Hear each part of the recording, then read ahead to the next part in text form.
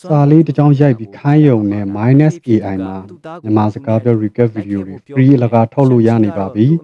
ရဲ့အချစ်ကိုရဖို့အတွက်လူများရှိမှာကျွန်တော်တို့ recap လောက်ရတာအရန်လွယ်တော့ပါပြီမြန်မာအတန်နောက်ခံစကားပြောနေပါYouTube ကပဲဖြစ်ဘယ်ကပဲဖြစ်ဖြစ်ပေါ့ဒီလို video ကို copy link ယူလိုက်ပြီးတော့ဒီManes AI သွားလိုက်သွားပြီးတော့ဒီမှာ copy paste ချလိုက်ပြီးတော့ဒီ URL link တဲက video ကိုမြန်မာနောက်ခံရောက်ဟောပေါ့ May voice ဖြစ်ပေါ့ May voice ဖြစ်ဟောပေါ့ recap စကားပြော video လုပ်ပေးပါရိုးရိုးလေးပဲခိုင်းလိုက် okay အဲ့ဒါဆိုရင်သူကဒီ link နဲ့ video ကိုသူ့ဘက်သူ down မယ်ပြီးတော့သူကဘယ်ကပို့ထားတဲ့ link လဲဆိုတာလည်းသိတယ်ဒါဆို run note က video add video သူ down မယ်ပြီးတော့စကားပြောကိုသူ့ဘက်သူမြန်မာလို translate ထုတ်မယ်ပေါ့ပြီးတော့အဲ့ဟာကိုသူ့ဘက်သူနောက်ခံစကားပြောမြန်မာအတန်ကိုထည့်မယ်အဲ့တော့သူကသူဒီမှာ test လုပ်နေတယ်ဗျာဒီမှာ test လုပ်နေတယ်ဆိုတော့မပြီးသေး using browser ဒီမှာအဝိုင်းလဲနေတာလည်းမြင်ရတယ်ဟာဒါဆိုရင်ကျွန်တော်အပေါ်မှာနမူနာစမ်းထုတ်ထားတာတခုရှိတယ်အဲ့ဒါလေးတစ်ချက်စမ်းဖွင့်ပြမယ်ဘယ်ရောက်သွားလဲဆိုတော့ဟောဒီမှာဒီမှာ recap ဆိုရင်စာပါထုတ်ပြီး recap စာဒီမှာ video ဆိုရင်လည်းဒီနေ့မှာတော့ Spider-Man ဇာတ်ကားထဲကအရန်ကိုစိတ်လှုပ်ရှားဖို့ကောင်းပြီးရင်းနှင်းစရာကောင်းတဲ့အခန်းလေးတစ်ခုကိုပြောပြပေးသွားမှာပါတာမြို့လေခေါင်မှာအဲ့ဒါအစဆုံးသူက AI ပဲလုပ်သွားတာကိုယ်တိုင်ဘာမှလုပ်စရာမလိုrecap video တွေနဲ့ Facebook မှာ content monetization ရှောက်လို့လည်းရတယ် TikTok မှာလည်း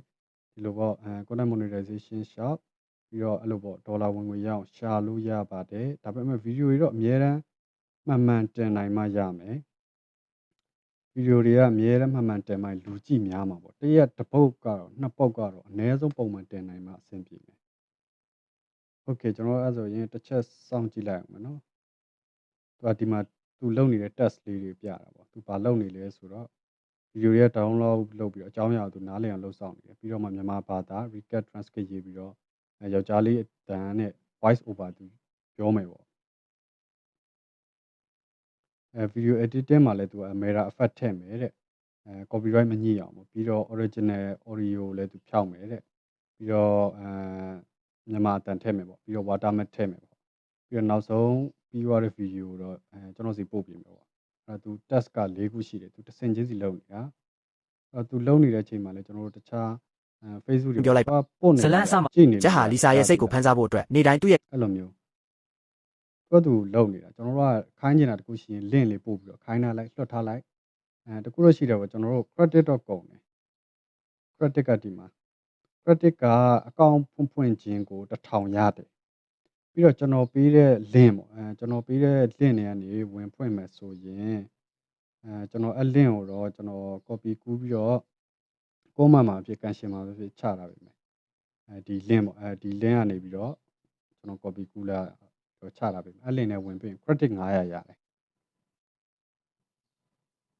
okay ကျွန်တော်တို့ပြီးသွားပြီလားတစ်ချက်ကြည့်လိုက်မပြီးသေးဘူးတော့အတန်အောင်တော့သူ audio generating လုပ်နေပြီအတန်ထုတ်နေပြီ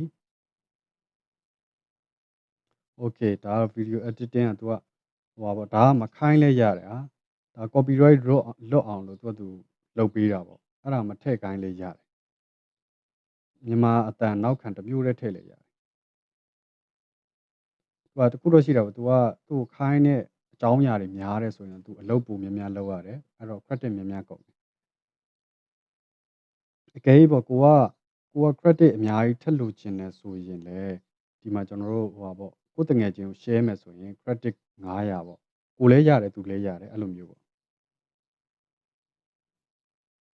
okay ဒီမှာထွက်လာပြီ10မိနစ်တော့မကြာဘူးเนาะကျွန်တော်ဒီမှာဝင်ကြည့်လိုက် recap စာကိုရင်ကြည့်လိုက်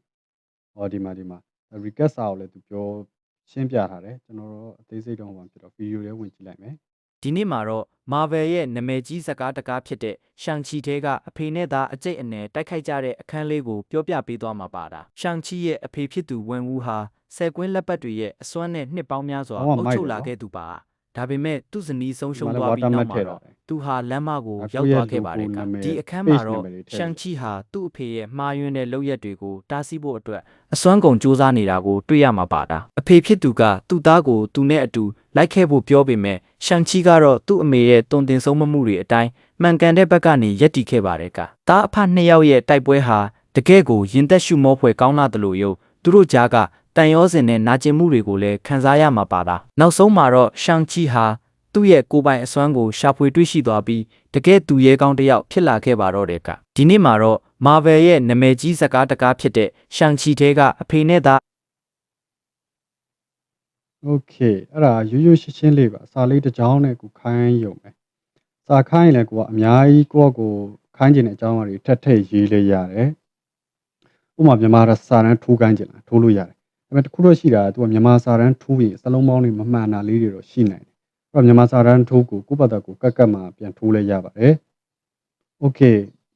အားလုံးဆင်ပြေမယ်လို့မျှော်လင့်ပါတယ်